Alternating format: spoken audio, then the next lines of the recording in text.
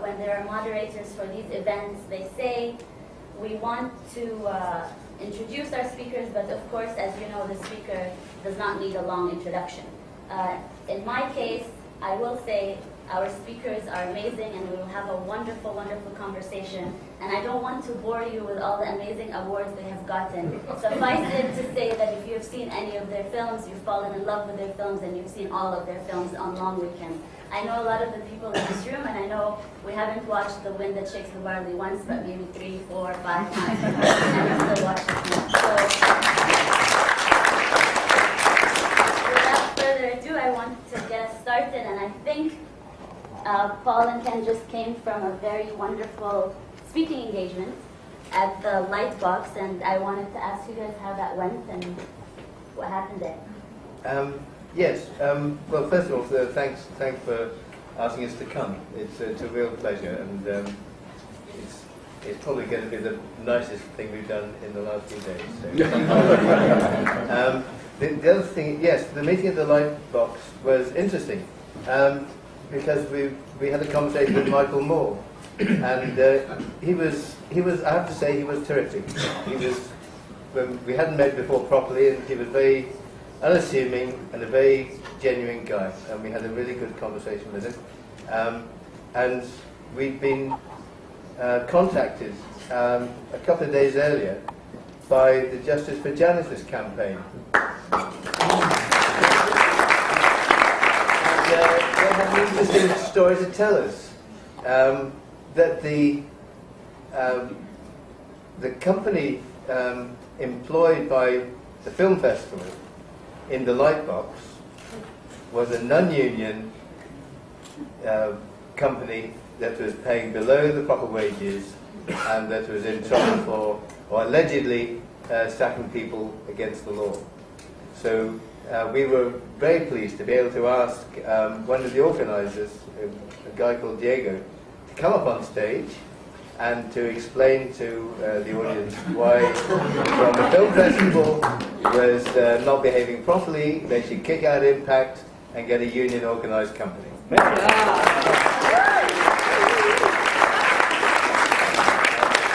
I'm not sure it was entirely popular, but they took it in good part, and we await developments. Perhaps you could drop them a line, let them know what you think. Yeah. So you're both here with the film Root Irish. Your latest one, it just premiered yesterday in Toronto. It's about Iraq. So how did you come to the decision to make a film about Iraq, and what's the difference? Recently we've seen so many films come out about Iraq from Hollywood. What's the difference in the film that you guys have made? Well, the reason we want to make it, obviously, and I'm sure like everybody else in this room, it's just the scale of the tragedy is just almost unimaginable. You know, 1.3 million people that the Lancet magazine have estimated that have died as a result of the occupation, the dislocation, the mutilation, the 4 million people who are refugees. And so it's obviously galling for us to realise that our government has been part of it. That Tony Blair followed George Bush into this war, an illegal war, and much of the population was against it. So it's always something that Ken and myself have been talking about for a long time. But you can't simply write a story to order. You have to find a way into it. You have to find a spark. You have to find the human path into it. But we thought it was a very rich backdrop. And so in our research, we talked to many soldiers, and in the course of this, we realised that something very, very interesting was going on, because there were many, many contractors who had been to Iraq as well, and we began to realise that really this occupation and this invasion could not have happened without this massive contribution from private contractors. And what was really happening was the privatisation of war, and these people are not answerable to any Minister of Defence, not answerable to any army hierarchy, but they're only answerable to a boss, and they're only interested in shareholders who want to make a profit out of it. And believe me, billions have been made out of it. And so in the course of this, we really thought that perhaps the protagonist might be someone who was an ex-soldier and who was a contractor, and they could try and tell the story through that. But it was also very, very important to us too, that the story should have an Iraqi element to the story. So there's a very important character in it who is a refugee from Iraq in Britain, and then he becomes a very important voice and a very important part of the film. Yeah. Can you hear me at the back? I can't hear us. Only just. Just, Okay. it's not the accent then, no? I think the number of traps waiting for you if you're going to do films about Iraq. One trap that I would, tentatively suggest that a number of films have fallen into is that it's seen as a tragedy, but seen as an American tragedy. And the main characters, turn out to be Americans, and they have problems, and it's their tragedy. And the difficulty we had was because we're not, obviously, not Iraqis, we don't know the language, we don't know the culture, we go as tourists. And that, but nevertheless, we wanted to leave the audience with a feeling that as Paul said, it's the over 1 million people have died, it's the 4 million people displaced. That's the tragedy. That's the tragedy. So that was a kind of knotty problem to try and resolve. But also, I guess we wanted to reignite people's anger, because when the war was, before it was fought and when it was being announced, and when it began, there were millions of people, literally millions of people on the streets. I mean, we had 2 million in London, and I know there were big demonstrations here and across the States. And then, there's talk amongst the right-wing press of Iraq fatigue, and like it's something we shouldn't get to. We move on, they say. Time to move on. Well, we don't think so. These are war criminals who have committed this. And quite clearly they should stand trial for what they've done. The tragedy of Iraq is just overwhelming. It's on a scale that, it's unimaginable. And for us to think our government and the Labour Party, an apparently left-wing party, should be part of this is just horrific. So, never mind the breaches of international law, the breaches of the Geneva Convention, the torture, the extradition, the lies, the falsification. So all that, we wanted to reignite people's anger, because we can't move on. We can't move on. We have to stay. And anger can be productive. So I think it's really important that we keep that sense of injustice about the terrible crime that was committed.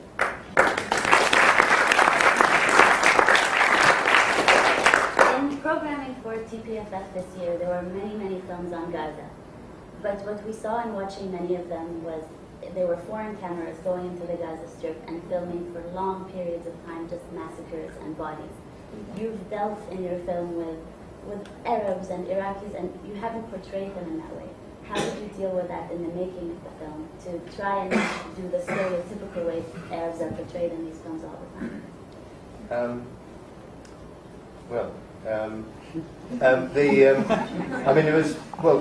Paul wrote some very good characters, really. I think that was the secret. There's a presence in the film of an Iraqi musician who acts as a translator and also has a song. And so his presence, his is probably the one voice, that you respect above all others. His music speaks of the situation of people in Baghdad. And we also used actuality footage of incidents within the war that are clearly real documentary, so you can't gainsay it. There's images of the Americans like killing as in a video game, lining them up with a square on them, somebody presses a button, the person is dead. Those images exist, they're real images, so they're included. So one has a sense of the violence and a sense of the catastrophe. There's a woman of 2 children who are killed, and she was an extraordinary woman. Well, we remember many extraordinary Iraqis in Baghdad who were living there. But she was a woman who we just found through the ordinary casting. And you hear her voice a lot on the end of a phone. And her tears, I think, or her sobs on the end of the phone, we hope speak for the suffering of the people that our soldiers have invaded. So we were very conscious of that, but it was one of the trickiest balancing acts to do. Can I just add one thing to that too? It was a very specific choice that the Iraqi character in the film was a musician, because we've heard all this rubbish again and again and again. Well, the campaign was called Campaign Enduring Freedom, that it was to give rights to the Iraqi population. And actually, what of course happened after the occupation was in fact tremendous factionalism, and what actually happened, many musicians were targeted because they were seen as not fundamentalist enough, and they were seen to be not holy enough according to many of these fanatics. And many musicians were murdered or driven out, and it really was kind of another ironic twist that someone who's a musician had to flee his own country. I wanted to take you a little bit back to questions of leadership in 1983, because I was looking it up, and the reason that BBC actually cited for not showing them was lack of balance. And this is something certainly many Palestinian filmmakers, when applying for funding, they tell them your story lacks balance. You're not showing the other side. And one could say Ruth Irish lacks balance in that way. So I wanted to hear your take on this idea of balance in filmmaking. I think that's it's a big issue. I mean, there's an issue in broadcasting in our country. It probably is the same here, but there's a compulsion. Compulsion is the wrong word. They have to be. It's written into their charter that they have to be balanced. But of course, balance means supporting the status quo. It means supporting the establishment. I mean, in our case, you can make a list. It means being pro-monarchy, pro-organised religion, pro-social democracy, pro the free markets. You know, you can make a list of their definitions of what has to be defended. And not to spend too long on the question of leadership, but they were made when Thatcher was just after she'd been elected in '79, in the early '80s, and they were about. She had a program to attack and diminish the power of the working class, the power of unions. She allowed mass unemployment to rise. She passed laws against union activity, and she encouraged set-piece strikes. She provoked set-piece strikes that she knew she could win because the union leadership was weak. And they had that three-pronged attack. So Channel 4 had just begun. It was Channel 4, not the BBC. And Channel 4 had just begun, and they were supposed to be the alternative channel. So a guy approached me, and we had a conversation. He said, we can do films about trade unions from the trade union's point of view. So we took him up on this, and we did 4 programs which allowed the rank and file to speak, to say what they were faced with, job cuts, factory closures, cutting wages, worse conditions, how they wanted to oppose it, and they were very militant because they had been defeated then, and how the union organisation, this is what transpired, and this is why they were banned, how the union leadership actually diffused their militancy and refused to organise, would organise it in a token way, would do a deal behind their back so the jobs were sold out, or do a deal behind their back so the jobs went but they got a slightly better compensation. Things like that. So we just allowed these guys to speak, and women. Really eloquent people, never been in television before, never been in front of a camera before, most of them. And they were, you didn't have to patronise them. They were very articulate, they knew the score, and they made a very sharp analysis of why it was happening. So we just strung all this together with some documentary footage, and the Channel 4 said, no, you can't broadcast it. And the Channel 4 was run by a guy who was the Social Democrat Party. It was an offshoot from the Labour Party. It was a right-wing offshoot. It shot off to the right. As if the Labour Party wasn't right-wing enough, it shot off to the right. He opposed it. the chairman of the Independent Broadcasting Authority was also an SDP, Social Democrat, right-wing placeman, and certain union leaders complained and walked out the interviews and said it wasn't, we were misrepresented, which of course we weren't, they were there on the film, and they were banned. What that showed, indicated to me, or to all of us, was that the balance is basically saying what they want to say. They have their idea of balance, and it depends where you put the point. You know, it's where you put the point of balance, and where they put the point is between the Tory party and the Social Democrat party. But if you have a voice which says actually these parties all have the same analysis, then that's unbalanced, because that's not the parliamentary argument they want to represent.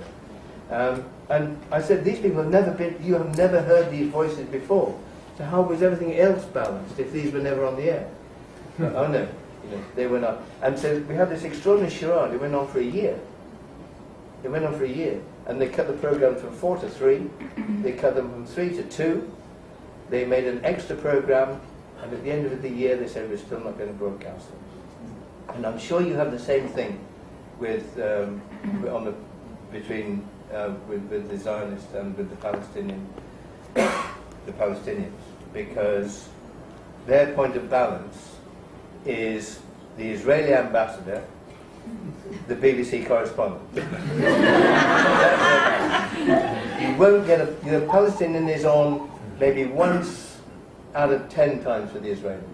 And when they are on, they don't pick one of the many people who would speak brilliant English, be very sharp and articulate. They will pick somebody on a crackly line, speaking a language we could then understand, and then there'll be a kind of translation which misses all the sharpness of what he's saying, or she is saying. I mean, it's absolute travesty. Sorry, speak too long. No, not at all. But I think we do hear this again and again, and I mean, Ken's been listening to me repeating this all day, but I've been quoting a great friend of ours who unfortunately passed away at the beginning of this year, Howard Zinn. And I know many of you have read his wonderful book, The People's History of the United States. But he actually talks about that, and he talks about the mere fact of selection actually reveals who you are. And so this idea that you have some point where you're absolutely, totally objective is absolutely nonsense. And what he says is, to call someone now ideologically driven is an insult. But what it actually means is he's driven by his ideas, and he's a man who wrote history with a very particular point of view by saying, "I will challenge the powerful, and I will address the experience of the slaves, of women before the vote, of not that the barons who have made fortunes, but the people who have worked on the railroads for 14 hours," and he records their experience, and he says, you might as well know this is my point of view right from the very, very beginning. And then many would say, and especially many of the postmodernists now who say, we can't take a position. But they actually do take a position, and it's an absolute bogus, and I think it's a misinterpretation. A lot of it is in the use of language. It's in the use of language. I mean, Israelis have soldiers, Palestinians have militants. It's not valid. One is valid, one is not valid. And one could go on. But the use of language is very, very precise, and it guides you to a point of view that you're not aware of being guided. It indicates how you should see it. The free market, of course, is the biggest one, really, isn't it? Yeah. The unfree market. But this leads me to the question I think everyone is waiting for me to ask, which is about the Palestinian boycott, divestment, and sanctions call, which you've both endorsed. And on several occasions now, whether it was in Edinburgh, in Melbourne, or right here at TIFF, you took strong stands against state institutional support, Israeli state institutional support for these film festivals, and pulled out your film on many occasions. Before we get to the actual boycott call and endorsing it, how did you come to the issue of Palestine altogether to reach the point of endorsing boycott?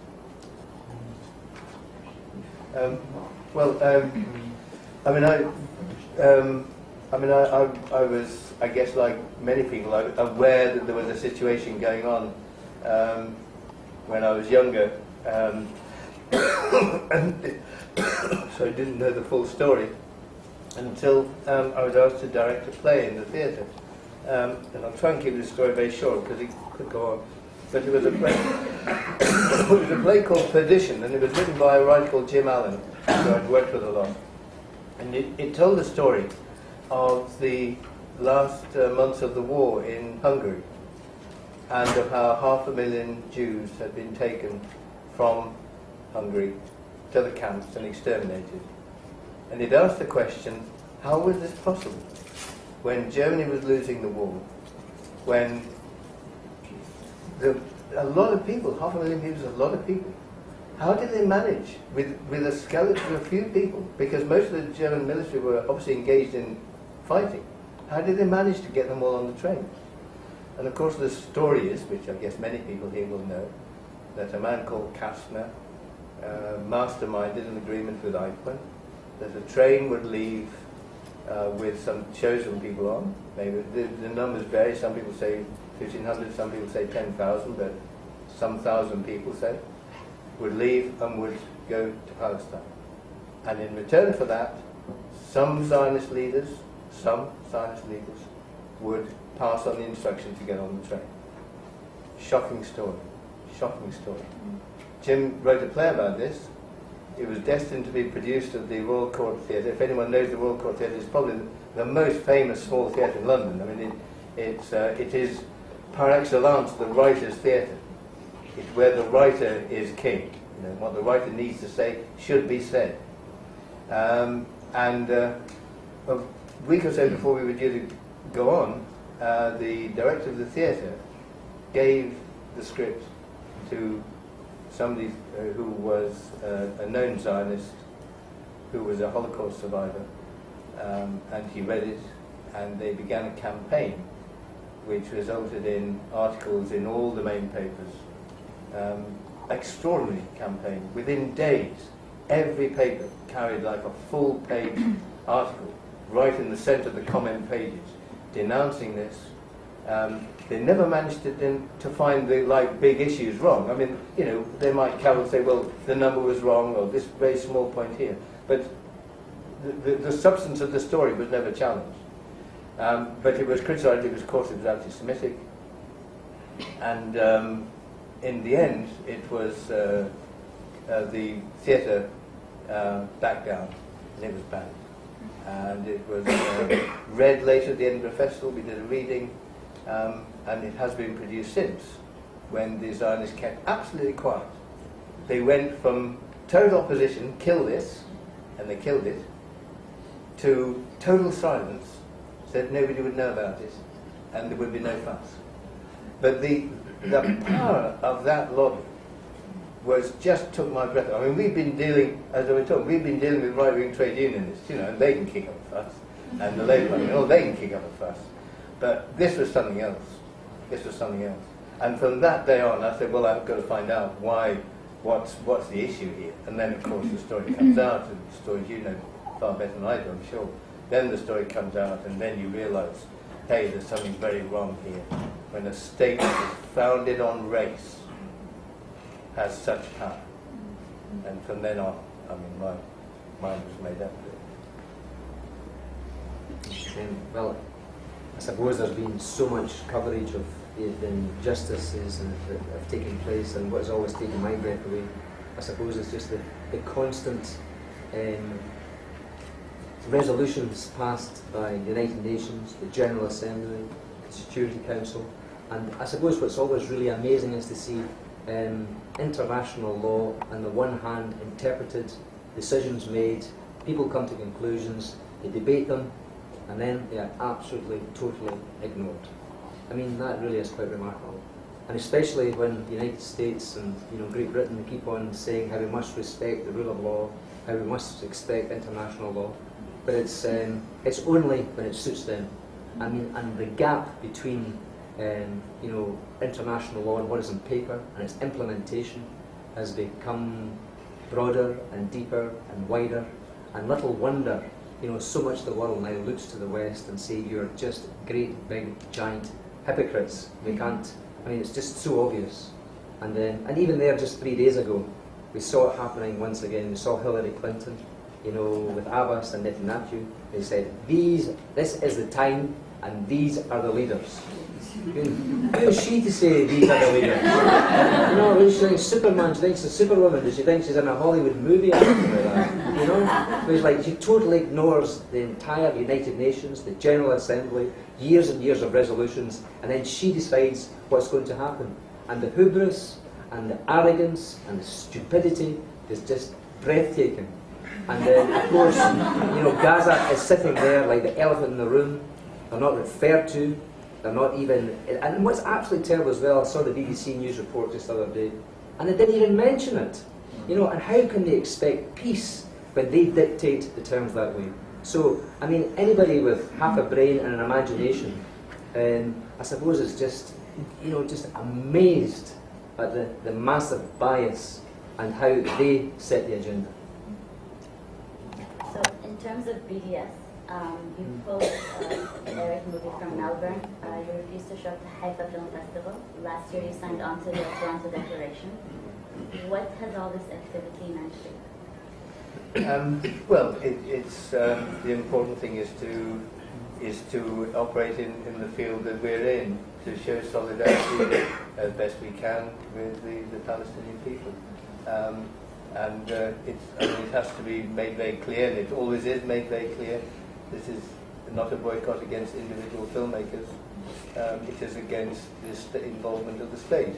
The same state that is illegally building the wall, the same state that is illegally putting settlers, allowing settlers in, and so on and so on. And that it would be abhorrent to us to take part in an event in which the Israeli state has its fingers.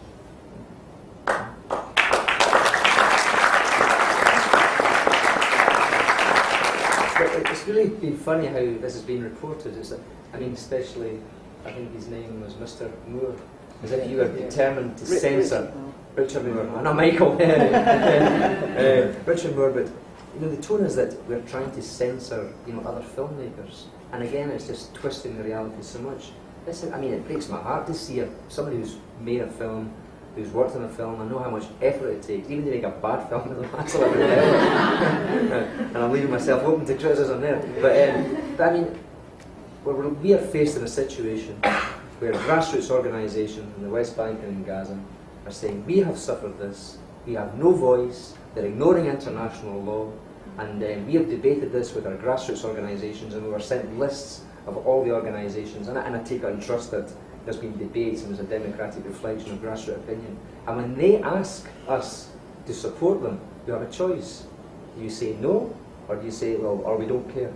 So we obviously we'll have to make a decision. You must show what side you're on.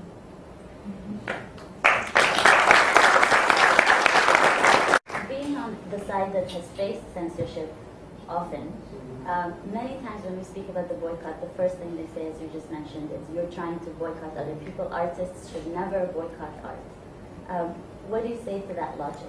I would say, please meet the Palestinian filmmaker who isn't allowed to make a film because of the Israeli government's refusal for locations, refusal for work permits to enter, refusal being detained so the filming can't take place.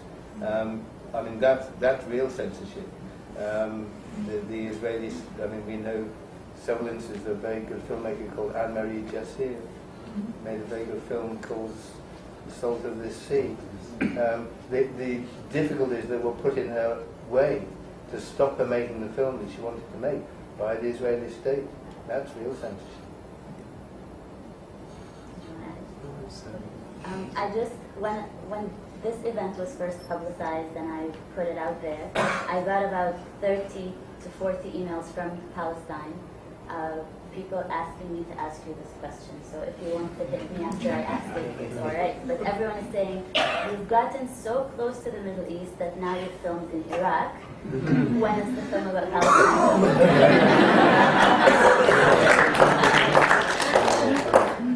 I really just wish, speaking personally, I just wish I had the talent to speak, you know, another language. I wish I had the insight to go into another culture and understand. Do you like some water? You dropped dead. Yeah. Wasn't that hard a question? Sorry.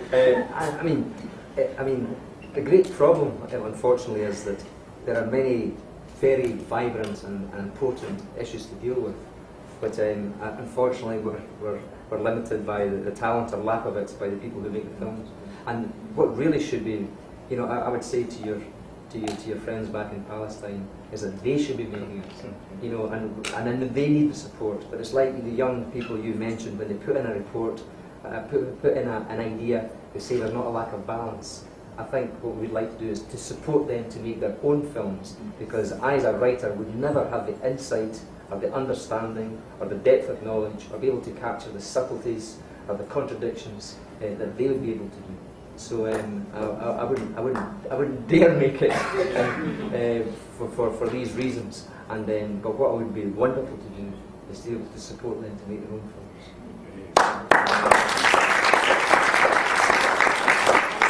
Before we open it up to questions, that is the point of the Toronto Palestine Film Festival. It's not just to show a week of films here in Toronto, but it's also to support Palestinian filmmakers, to make sure that their films are showing. And this is a plug to make sure that you buy your tickets as soon as possible. So I'll take questions. I'll make sure there's racial and gender parity in the asking of questions. So please keep your hands up, and I will call on you. And please speak up. I know, so everyone can hear you when you ask. Opinions. Or questions or comments. Or insults for Ken. Back there. Yeah, I just have a very simple question. Why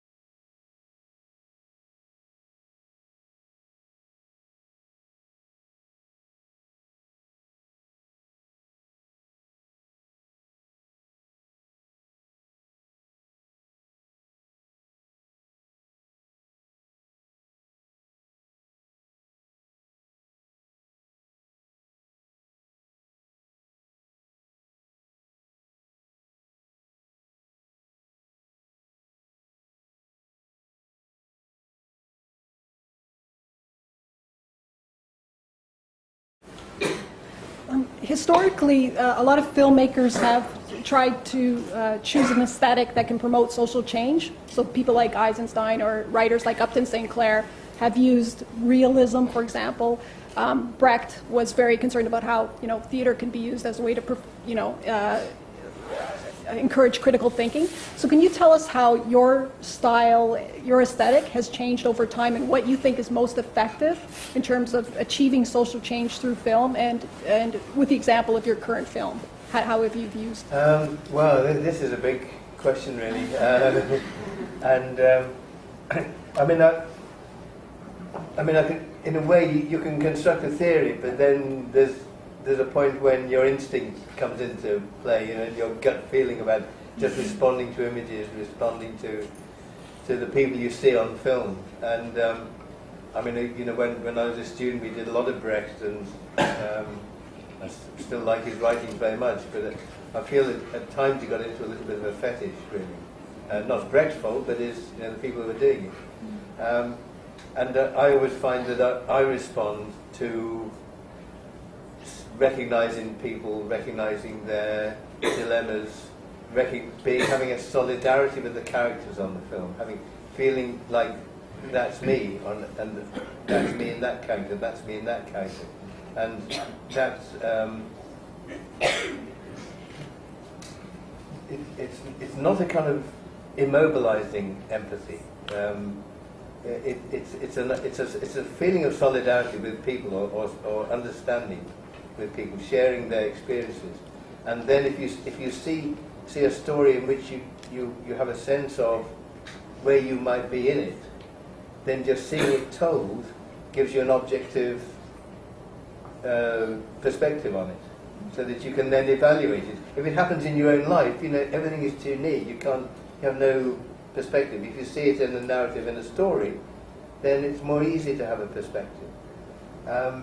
So I think that's part of our aesthetic. It's a very particular cinematic aesthetic, which I could talk about, but maybe this isn't the time to speak at length about lenses and lighting and camera positions. But it's very practical. It comes down, to the nuts and bolts of filmmaking. But I think also it's in the story you choose to tell. We always find it very important to tell stories of working class people, because their stories aren't told. A. B, because their use of language is more vivid. C, because they live their lives with much greater stake, and much greater things at stake. And D, and most important of all, because of things that are going to change, that's where it's going to come from. So those are the reasons to big working class stories. Because in the end, it's an old-fashioned view, I know. In the end, that's where strength lies. That's where I think where strength lies. So that's why they tell the best jokes. So that's why we would use that as a social location.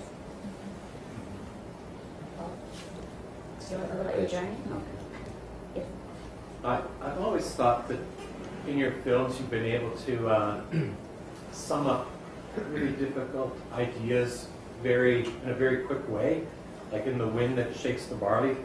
In a couple of scenes you illustrated really well the difference between somebody who supported the Republic and somebody who supported the IRA, or in Rude Irish. With very few words from the musician, he summed up the Iraqi view so well. Are those scenes really difficult to write? And you spend a lot of time having to come up with them? Well, I suppose I've had a great apprenticeship with Ken and Rebecca over the years. We've made lots of films together. And I suppose you realise very, very quickly that you've only got a maximum of 2 hours roughly to try and tell a story. So there has to be some sense of tremendous economy. You have to find a premise, and you have to find characters who hopefully will lead us to the story we want to tell. So it's an endless and tricky task to try and tell the story efficiently and visually, or whatever way you can lead to those ideas.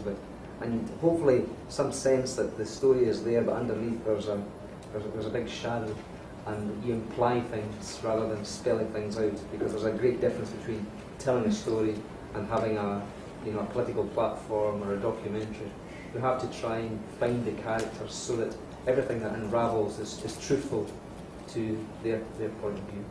But just that, it's a very good question. I hate it where people sit and scratch each other's backs, but it is crystallizing it, as you say. Is not. That's the writer's art, really, and crystallizing those complex ideas so that you get the essence of the conflict, and they're expressed in a way that is truthful to the person speaking. It isn't from a textbook. That's the hardest thing of all. And oddly enough, and this is very interesting, oddly enough, when you get reviews, they just don't deal with it at all. They just don't deal with it. Imagine you write a book. You mentioned the stuff in the Irish film. Imagine you write a book about the War of Independence and the Civil War and the ideas that they were fighting over and the role of the British. And they just talk about, the use of the semicolon. That's the level it's at. And when you do a film, they just don't deal with the Brits, in that case, the British presence in Ireland, the role of the British state in dividing the Republican movement, backing the Republican side that they could do deals with because they wouldn't challenge their dominance in the Irish economy, and so on. Big ideas, the end of an imperialist experiment, but not experiment went on very long, but the end of an imperialist period, but nevertheless they held on to a bit. All that which Paul just knitted into the fabric of the film, never mentioned, and it is extraordinary. But your point is absolutely a good one. Ken, Paul, and Rebecca, you guys have been making films for a while, and you're very conscious of the social, political environment in which you make your films. What's your sense today, in our particular, let's call it, historic moment, right? We've got a major economic crisis, we've got a climate crisis, we've got, who knows, possible nuclear war in Iran. But in making films within that context, where do you see things going? Do you have a sense of your filmmaking project, or generally how these events are going to impact the filmmaking? Well, do you mean in terms of how we actually make the films, or how that atmosphere and those issues affect the subject matter we choose? Both. I suppose that's always a dialogue we're having between the three of us all the time. It takes so long to actually get a film made. The time you start from the very beginning, you choose it, you think it, research it, you write the script, and you keep tugging away at it, and then by the time you make it and get it out, it's generally quite a long time. So we're always asking ourselves the toughest question, like, what is the next best project to do among all these wonderful things? But you can't just do a script to order. Like I think you said previously, just because there's a good issue doesn't mean we'll find a good story. We have to find a human way into it, and something that's original, hasn't been done before, that excites us, and as Ken said previously, you actually feel you're going on a journey with the project and finding something out. Like I remember when we did It's a Free World, it really was digging underneath the Anglo-Saxon miracle. And it's amazing even how times have changed since then. When we made that film, Anglo-Saxon miracle was preached as if it was wonderful. Everybody had to follow the Anglo-Saxon model. If only Europe did that, they would be much better off. And suddenly things change, things fall apart. And it is quite remarkable to see how quickly things can change. And I think you're right too, there is a great sense of crisis now. Everything looks much more fragile. The economy looks much more fragile. And I think that's been the great crisis in the left, really, because we haven't seemed to be imaginative enough, we haven't come together to provide proper alternatives, because what was actually amazing is, given this tremendous crisis, they still set the agenda. Suddenly this private debt has been turned into a massive public debt, and who's paying for it? Pensioners and workers and cutbacks, and you do not hear the other voice, and I think people in their guts feel this is very, very wrong. So I think we have a great responsibility to analyse it and to talk about it and to try and find very practical solutions. Easier said than done.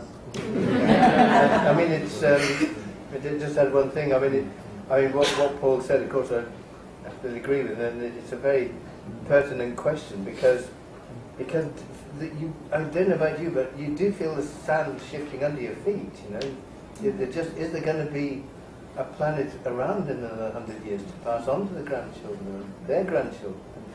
And it is very, very difficult, but it's again the big question that comes up in constant conversation that we have and have with others is just how you get a coherent left. To find, I mean, you know, we can write a program between us, I'm sure. Not difficult. You know, it was Bread, Land, Peace some years ago, but I mean, we can, you know, find three. You know, no imperialist wars, end privatization, protect the environment. Easy. But how do we get a coherent organisation to pull that together? Because there's massive support for that, and yet we're dismembered, scattered, disorganised. You know, I mean that's our problem is getting a coherent left. I don't want to end on that note. We only have less than 5 minutes left, so I want to take the last few comments together. And if you could please make them short, and then we'll do the wrap-up. So I see a hand up there. Very quickly. 1 second, I just want to point out the other people. The hand up there, and there's one in the middle, the gentleman, yep, and one down here, and those will be the three wrap-ups. Please go ahead. Very quickly, just on that sort of note, in the current municipal election in Toronto, there's a kind of an interesting anger that's happening. It seems to be by people who have been impacted severely by the sort of the pension issues and the sort of financial meltdown. But that anger is being diverted to a considerable extent. I think it's happening in many settings toward people who, to some extent, are more protected in the public sector, in this case, in Toronto, but elsewhere as well. And it seems to be this kind of inter-class warfare, this inability to kind of recognize the bigger picture of what's happening. Anyway, and that seems to me that, you know, with regard to film, that could be a very interesting kind of set of questions as well. That just seems to go on and on. A short comment and a very short question too. The comment is regarding your response about the timing of your film in the early 80s. I just wanted to add that there has been strong action material that came out during that particular time, especially a book by one German Jewish woman in the Palestinian, Brzezinski, and the Palestinian writer Ahmed Saadi, exactly on the same issue of collaboration between Zionist leaders as well as German Nazis, actually. My question to you, Ken, is the question of balance. Don't you think it's more pertinent and historically specific to the Middle East than any other place with, you know, with wars or with conflicts? I find the question of balancing almost always comes out in the media when it comes to Israel and Palestine. You have to balance your answers, as if you can balance the oppressor with the oppressed and the occupier with the occupied. So my question is very, very short. Don't you agree that it's, you know, quite specifically used in this particular area? And there's one last comment. Oh, I'd like to hear that answer. Oh, okay. Mr. Loach, I've been a fan of yours since Kess, in I think it was 1967. Was that? 68. 68. Just a tremendous filmmaker, and I appreciate your work. Just a point of clarity, I think you need subtitles for Route 66 in the U.S. I hope you do that, because we missed half the dialogue yesterday. The Scottish language needs subtitles. Liverpool, okay. This afternoon at the Michael Moore interview, a gentleman got up and mentioned the film Miral. Just for your information, since you acted like you didn't know what the film was, you probably don't know. It's a Julian Schnabel film. He's a Jewish filmmaker, and it's not a documentary. It's about it's based on a book by a Palestinian woman about her life growing up in Palestine, and it's a very positive film about Palestinians. And I know you're very pro-Palestinian struggle. And last year at the festival, you were one of the first ones to sign on to boycott, a cultural boycott of Israel. And I was just wondering, with your support of this struggle, do you intend to possibly make a movie about this subject matter? Just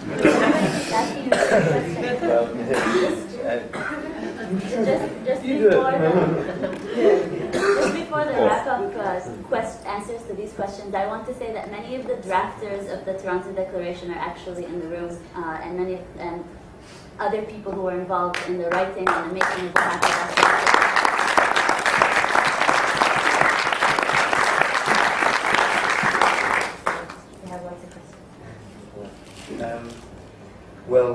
The question of balance, it's, I mean, I can't evaluate, one struggle against another, it's very difficult. But absolutely you're right that the imbalance in the presentation of the Palestinian position is ongoing, overwhelming, and every day it's just there the whole time. And it's something we have to fight, but it's very difficult to fight. There's not a reason not to fight it, but it just has to be challenged all the time. The question of doing a film in the occupied territories, I don't know, it's just very difficult for the reasons Paul said. I mean, Root Irish is, it's Root Irish, not Route 66, by the way, so even the subtitles of these and it's Liverpool, not Scottish, so we're really in trouble. In fairness, we do have the same problem on our side of the Atlantic when we get films from this side. But anyway, the problem is not that it's a massive subject that needs films made about it. Of course it is. It's just a question of whether one can do it, because if you don't speak the language, if you don't know the culture, if you go as a tourist, you just get things wrong. And the most important audience for anything is the place where you make the film. They have to say, yes, that's okay. So, when we went to Nicaragua, took it to Nicaragua, they were the most important audience. Did a film we did a film in LA with the journalists there. They were the most important audience. You have to pass that test. If you can't pass the test, you just devalue the whole film. So it's something that we're always talking about, but I can't at the minute see the way through. But I mean, finally, just if this is our last word, I do want to say, well, just from our point of view, that the Palestinians are the most. Oh, two things I want to say. Linked to the Palestinians, there are another group of people that some of you may have heard about, but get even less attention than the Palestinians, and they're the Western Saharans. And they were dispossessed by Morocco in this case. They live in tents, they're deprived of their homeland, and no one knows of them. So when you're discussing the Palestinians, do remember the Sahrawi, because they are even more hidden, and they have I won't say an equal tragedy, you can't measure these things, but they also have a tragedy in having their land and their homes taken away from them and living in refugee tents. So remember the Sahrawi. But also, quite clearly, I mean, we're here because, like I'm sure everyone here, that one day the Palestinians have to have their land back. Yeah.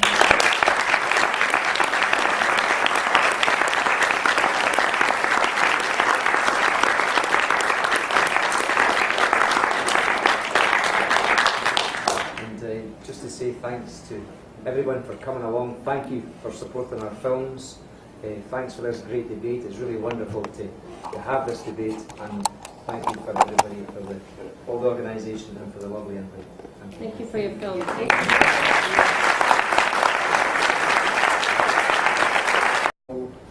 These events are going to impact the filmmaking? Well, do you mean in terms of how they actually make the films, or how that atmosphere and those issues affect the subject matters we choose? Both. Well,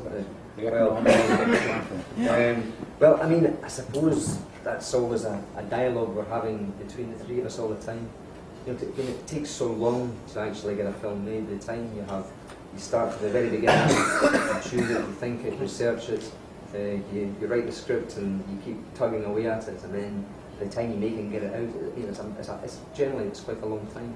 So we're always asking ourselves the toughest question, right? What is the next best project to do among all these wonderful things? But you can't just do a script to order, like I think you said previously. You know, just because there's a good issue doesn't mean we'll find a good story. We have to find a human way into it, and something that's original, hasn't been done before, that excites us, that, and as Ken said previously, you actually feel you're going on a journey with the project and finding something out. Like I remember when we did the, It's a Free World, it really was digging underneath the Anglo-Saxon miracle. And it's amazing even how times have changed since then. When we made that film, Anglo-Saxon miracle was preached as if it was wonderful. Everybody had to follow the Anglo-Saxon model. If only Europe did that, they would be much better off. And suddenly things change, things fall apart. And it is quite remarkable to see how quickly things can change. And I think you're right too, there is a great sense of crisis now. Everything looks much more fragile. The economy looks much more fragile. And I think that's been the great crisis in the left, really, because we haven't seemed to be imaginative enough, we haven't come together to provide proper alternatives, because what was actually amazing is, given this tremendous crisis, they still set the agenda. Suddenly this private debt has been turned into a massive public debt, and who's paying for it? Pensioners and workers and cutbacks, and you do not hear the other voice, and I think people in their guts feel this is very, very wrong. So I think we have a great responsibility to analyse it and to talk about it and to try and find very practical solutions. Easier said than done. I mean, it's. I did just add one thing. I mean, what Paul said, of course, I absolutely agree with, and it's a very pertinent question because I don't know about you, but you do feel the sand shifting under your feet. Is there going to be a planet around in another 100 years to pass on to the grandchildren or their grandchildren? And it is very, very difficult, but it's again the big question that comes up in constant conversation that we have and have with others is just how you get a coherent. Because I was looking it up, and the reason the BBC actually cited for not showing them was lack of balance. And this is something certainly many Palestinian filmmakers, when applying for funding, they tell them your story lacks balance. You're not showing the other side. And one could say Ruth Irish lacks balance in that way. So I wanted to hear your take on this idea of balance in filmmaking. I think that's it's a big issue. I mean, there's an issue in broadcasting in our country. It probably is the same here, but there's a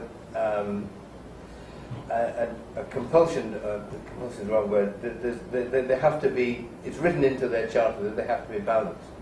But of course, balance means supporting the status quo. It means supporting the establishment. I mean, in our case, you can make a list. It means being pro-monarchy, pro-organised religion, pro-social democracy, pro-the free markets. You can make a list of their definitions of what has to be defended. And not to spend too long on the question of leadership, but they were made when Thatcher was just after she'd been elected in '79, in the early '80s, and they were about. She had a program to attack and diminish the power of the working class, the power of unions. She allowed mass unemployment to rise. She passed laws against union activity. And she encouraged set-piece strikes. She provoked set-piece strikes that she knew she could win because the union leadership was weak. And they had that three-pronged attack. So Channel 4 had just begun. It was Channel 4, not the BBC. And Channel 4 had just begun. And they were supposed to be the alternative channel. So a guy approached me and we had a conversation. He said, we can do films about trade unions from the trade union's point of view. So we took him up on this, and we did 4 programs which allowed the rank and file to speak, to say what they were faced with, job cuts, factory closures, cutting wages, worse conditions, how they wanted to oppose it, and they were very militant because they hadn't been defeated then, and how the union organisation, this is what transpired, and this is why they were banned, how the union leadership actually diffused their militancy and refused to organise would organise it in a token way, would do a deal behind their back so the jobs were sold out, or do a deal behind the back so the jobs went but they got a slightly better compensation. Things like that. So we just allow these guys to speak, and women.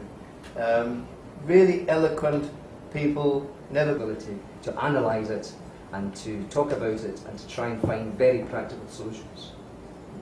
Easier said than done. I mean, it's. I did just add one thing. I mean, what Paul said. Of course, I absolutely agree with, and it's a very pertinent question because I don't know about you, but you do feel the sand shifting under your feet. You know, is there going to be a planet around in another 100 years to pass on to the grandchildren or their grandchildren? And it is very, very difficult, but it's again the big question that comes up in constant conversations that we have and have with others is just how you get a coherent left. To find, I mean, you know, we can write a program between us, I'm sure. Not difficult. It was Bread, Land, Peace some years ago, but I mean, we can, you know, find three. You know, no imperialist wars, end privatization, protect the environment. Easy. But how do we get a coherent organisation to pull that together? Because there's massive support for that, and yet we're dismembered, scattered, disorganised. You know, I mean that's our problem is getting a coherent left. I don't want to end on that note. We only have less than 5 minutes left, so I want to take the last few comments together. And if you could please make them short, and then we'll do the wrap-up. So I see a hand up there. Just very quickly. 1 second, I just want to point out the other people. The hand up there, and there's one in the middle, the gentleman. Yep, and one down here, and those will be the three wrap-ups. Please go ahead. Very quickly, just on that sort of note, in the current municipal election in Toronto, there's a kind of an interesting angle that's happening. It seems to be by people who have been impacted severely by the sort of the pension issues and the sort of financial meltdown. But that anger is being diverted to a considerable extent. I think it's happening in many settings toward people who, to some extent, are more protected in the public sector, in this case, in Toronto, but elsewhere as well. And it seems to be this kind of inter-class warfare, this inability to kind of recognize the bigger picture of what's happening. Anyway, and that seems to be, with regard to film, that could be a very interesting kind of set of questions as well. That just seems to go on and on. A short comment and a very short question too. The comment is regarding your responsible at the time of your film in the early 80s. I just wanted to add that there has been strong action material that our government has been part of it. That Tony Blair followed George Bush into this war, an illegal war, with it, and much of the population was against it. So it's always something that Ken and myself have been talking about for a long time, but you can't simply write a story to order. You have to find a way into it. You have to find a spark. You have to find the human path into it. But we thought it was a very rich backdrop. And then, so in our research, we talked to many soldiers, and in the course of this, we realised that something very, very interesting was going on, because there were many contractors who had been to Iraq as well. And we began to realise that really this occupation and this invasion could not have happened without this massive contribution from private contractors. And what was really happening was the privatisation of war. And these people are not answerable to any Minister of Defence, not answerable to any army hierarchy, but they're only answerable to a boss, and they're only interested in shareholders who want to make a profit out of it. And believe me, billions have been made out of it. And so in the course of this, we really thought that perhaps the protagonist might be someone who was an ex-soldier and who was a contractor, and they could try and tell the story through that. But it was also very, very important to us too that the story should have an Iraqi element to the story. So there's a very important character in it who is a refugee from Iraq in Britain, and then he becomes a very important voice, a very important part of the film.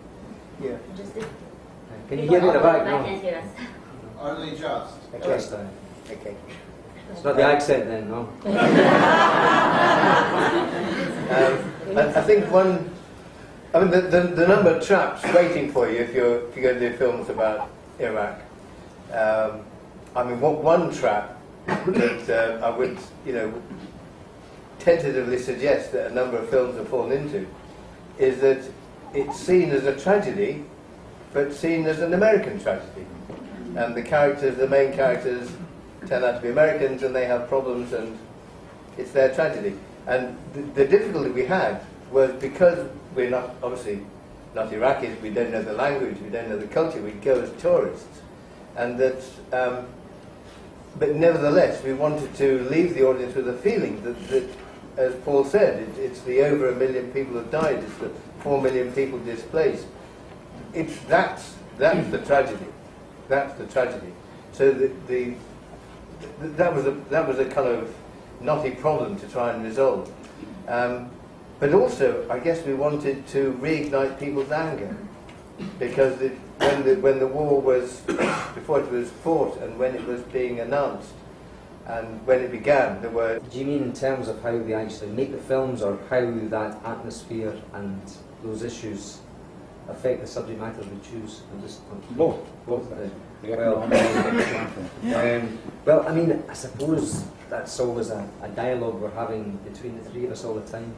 When it takes so long to actually get a film made, the time you start from the very beginning, you choose it, you think it, research it, you write the script and you keep tugging away at it, and then by the time you make it and get it out, it's generally quite a long time. So we're always asking ourselves the toughest question, like what is the next best project to do among all these wonderful things? But you can't just do a script to order, like I think you said previously. Just because there's a good issue doesn't mean we'll find a good story. We have to find a human way into it, and something that's original, hasn't been done before, that excites us, and as Ken said previously, you actually feel you're going on a journey with the project and finding something out. Like I remember when we did It's a Free World, it really was digging underneath the Anglo-Saxon miracle. And it's amazing even how times have changed since then. When we made that film, Anglo-Saxon miracle was preached as if it was wonderful. Everybody had to follow the Anglo-Saxon model. If only Europe did that, they would be much better off. And suddenly things change, things fall apart. And it is quite remarkable to see how quickly things can change. And I think you're right too, there is a great sense of crisis now.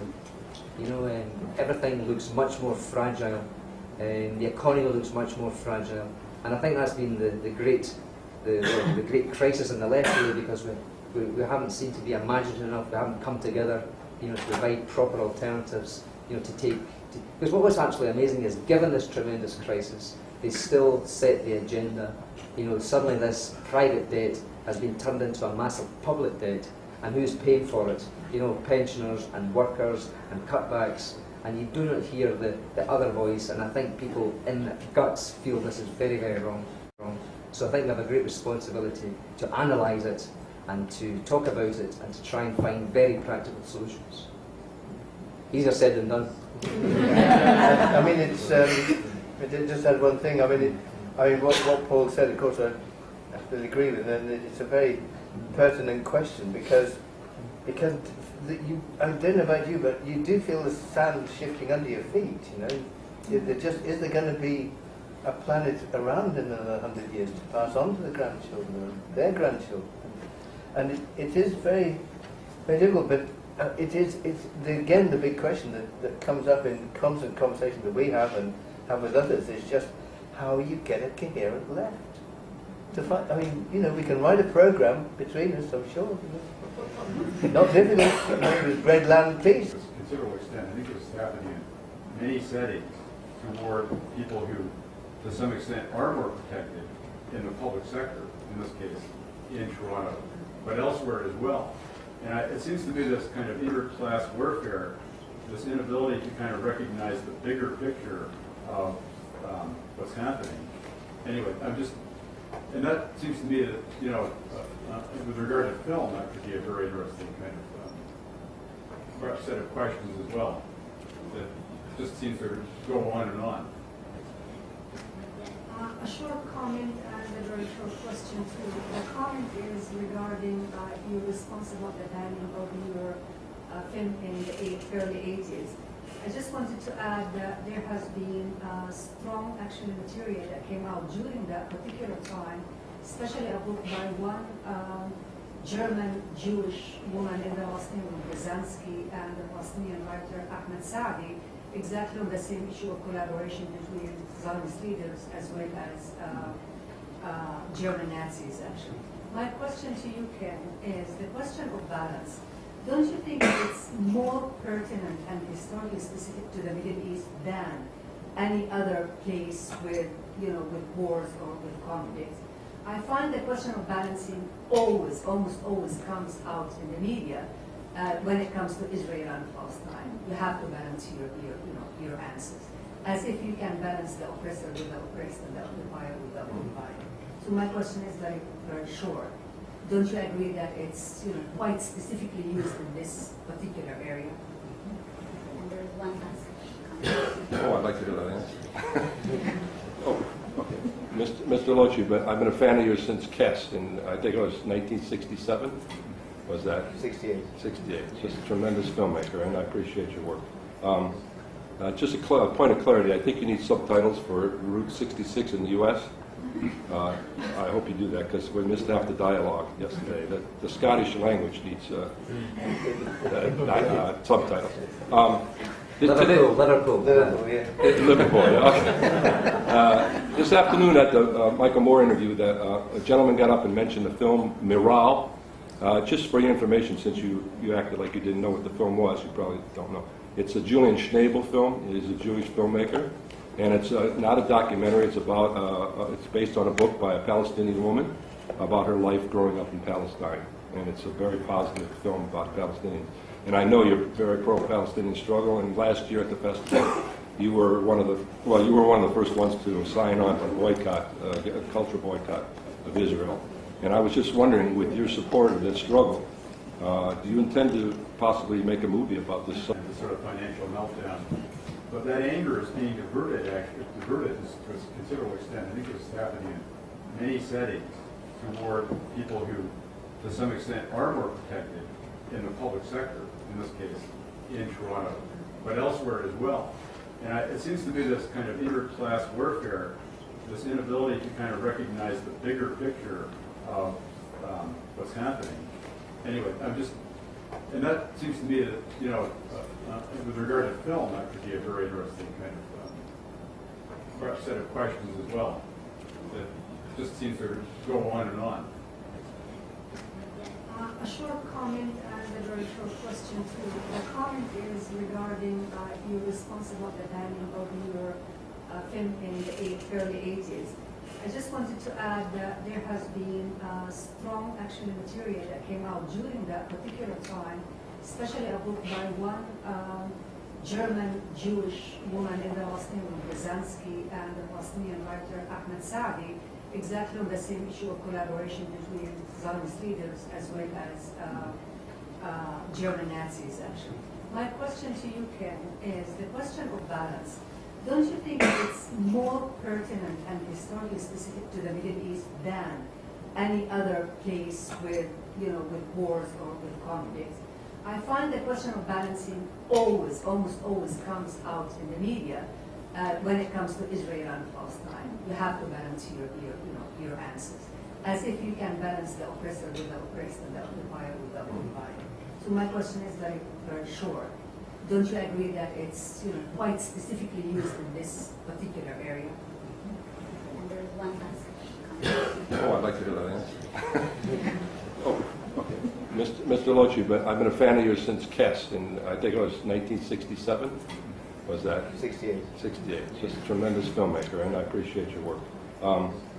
Just a point of clarity, I think you need subtitles for Route 66 in the U.S. I hope you do that, because we missed half the dialogue yesterday. The Scottish language needs subtitles. Liverpool, okay. This afternoon at the Michael Moore interview, a gentleman got up and mentioned the film Miral. Just for your information, since you acted like you didn't know what the film was, you probably don't know. It's a Julian Schnabel film. He's a Jewish filmmaker, and it's not a documentary. It's about it's based on a book by a Palestinian woman about her life growing up in Palestine, and it's a very positive film about Palestinians. And I know you're very pro-Palestinian struggle. And last year at the festival, you were one of the first ones to sign on to boycott, a cultural boycott of Israel. And I was just wondering. I always find that I respond to recognizing people, recognizing their dilemmas, having a solidarity with the characters on the film, feeling like that's me, and that's me in that character, that's me in that character, and that's it's not a kind of immobilizing empathy. It's a feeling of solidarity with people, or understanding with people, sharing their experiences. And then if you see a story in which you have a sense of where you might be in it, then just seeing it told gives you an objective perspective on it, so that you can then evaluate it. If it happens in your own life, everything is too near. You have no perspective. If you see it in a narrative, in a story, then it's more easy to have a perspective.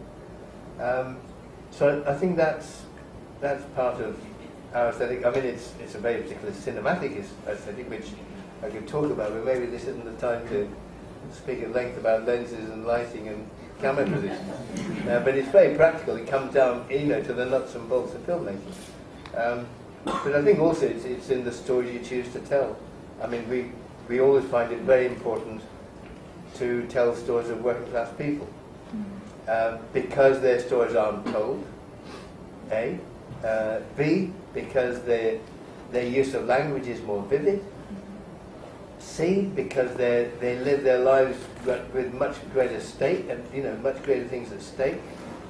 And D, and most important of all, because of things that are going to change, that's where it's going to come from. So those are the reasons to pick working class stories. Because in the end, I mean, it's an old-fashioned view, I know. In the end, that's where strength lies. That's where I think where strength lies. So that's why also they tell the best jokes. So that's why we would use that as a social location. So what about your journey? Yes. I've always thought that in your films you've been able to sum up really difficult ideas in a very quick way, like in The Wind That Shakes the Barley. In a couple of scenes you illustrated really well the difference between somebody who supported the Republic and somebody who supported the IRA, or in Rude Irish. With very few words from the musician, he summed up the Iraqi view so well. Are those scenes really difficult to write? And you spend a lot of time having to come up with them? Well, I suppose the tragedy of Iraq is just overwhelming.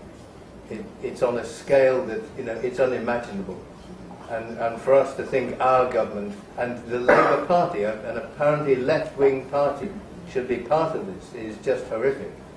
So, never mind the breaches of international law, the breaches of the Geneva Convention, the torture, the extradition, the lies, the falsification. So all that. We wanted to reignite people's anger, because we can't move on. We can't move on. We have to stay. And anger can be productive. So I think it's really important that we keep that sense of injustice about the terrible crime that was committed.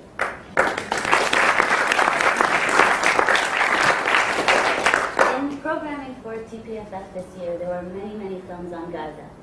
But what we saw in watching many of them was they were foreign cameras going into the Gaza Strip and filming for long periods of time just massacres and bodies. You've dealt in your film with Arabs and Iraqis, and you haven't portrayed them in that way. How did you deal with that in the making of the film, to try and do the stereotypical way Arabs are portrayed in these films all the time? I mean, it was, Paul wrote some very good characters, really. I think that was the secret. there's a presence in the film of an Iraqi musician who acts as a translator and also has a song. And so his presence, I mean, his is probably the one voice, you know, that you respect above all others. His music speaks of the situation of people in Baghdad. And we also used actuality footage of incidents within the war that are clearly real documentary, so you can't gainsay it. I mean, there's images of the Americans like killing as in a video game, you know, lining them up with a square on them, somebody presses a button, the person is dead.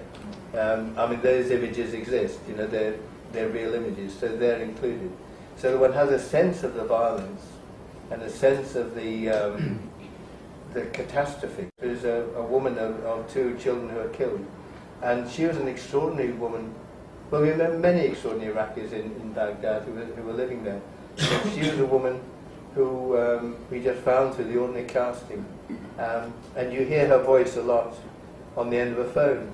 And her tears, I think, or her sobs on the end of the phone, we hope speak for the suffering of the people.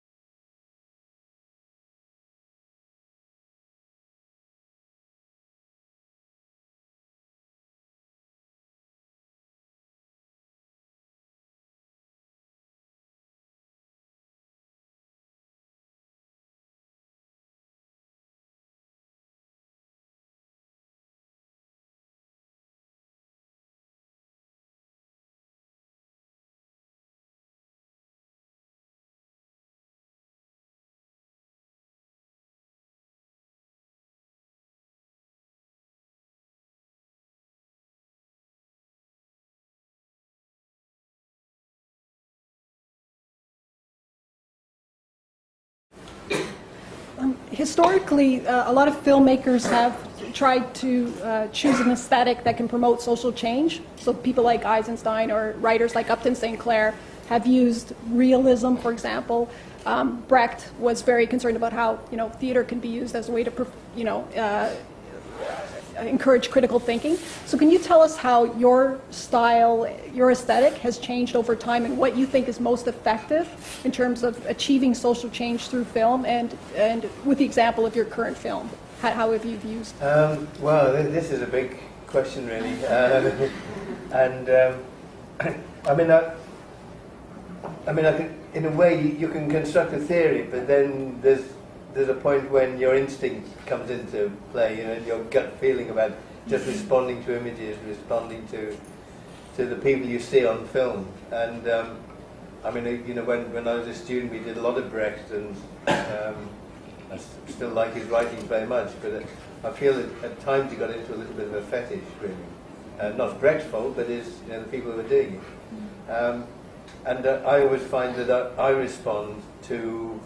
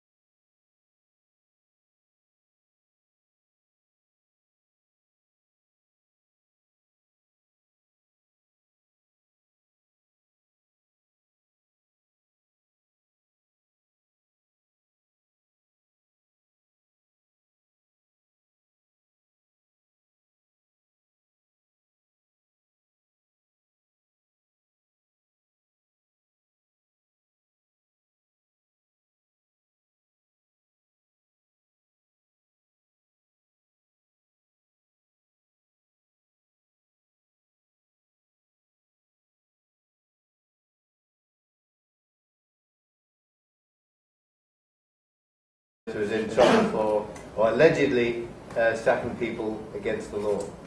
So we were very pleased to be able to ask one of the organisers, a guy called Diego, to come up on stage and to explain to the audience why, from the film festival was not behaving properly, they should kick out Impact and get a union-organised company.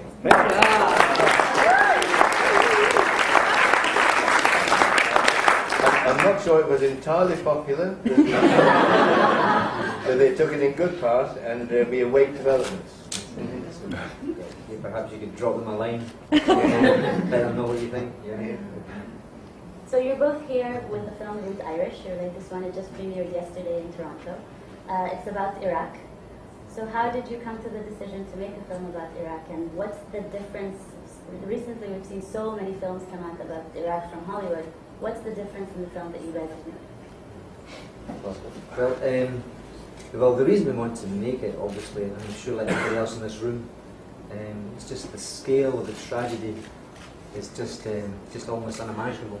You know, 1.3 million people that the Lancet magazine have estimated that have died as a result of the occupation, the dislocation, the mutilation, the 4 million people who are refugees. And so it's obviously galling for us to realise that our government has been part of it, that Tony Blair followed George Bush into this war, an illegal war, with it, and much of the population was against it. So it's always something that Ken and myself have been talking about for a long time, but you can't simply write a story to order. You have to find a way into it. You have to find a spark. You have to find the human path into it. But we thought it was a very rich backdrop. And so in our research, we talked to many soldiers, and in the course of this, we realised that something very, very interesting was going on, because there were many contractors who had been to Iraq as well. And we began to realise that really this occupation and this invasion could not have happened without this massive contribution from private contractors. And what was really happening was the privatisation of war. And these people are not answerable to any Minister of Defence, not answerable to any army hierarchy, but they're only answerable to a boss, and they're only interested in shareholders who want to make a profit out of it. And believe me, billions have been made out of it. And so in the course of this, we really thought that perhaps the protagonist might be someone who was an ex-soldier and who was a contractor, and they could try and tell the story through that. But it was also very, very important to us too that the story should have an Iraqi element to the story. So there's a very important character in it who is a refugee.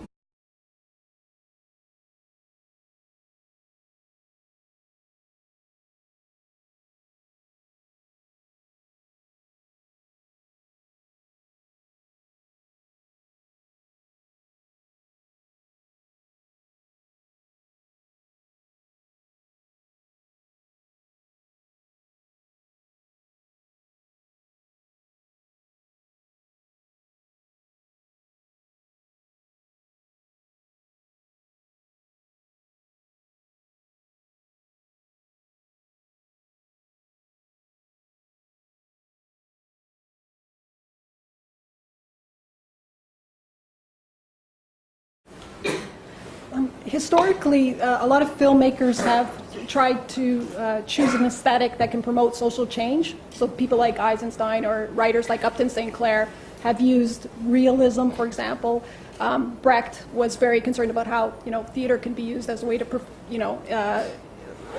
encourage critical thinking. So can you tell us how your style, your aesthetic has changed over time, and what you think is most effective in terms of achieving social change through film, and with the example of your current film, how have you used? Well, this is a big question, really. I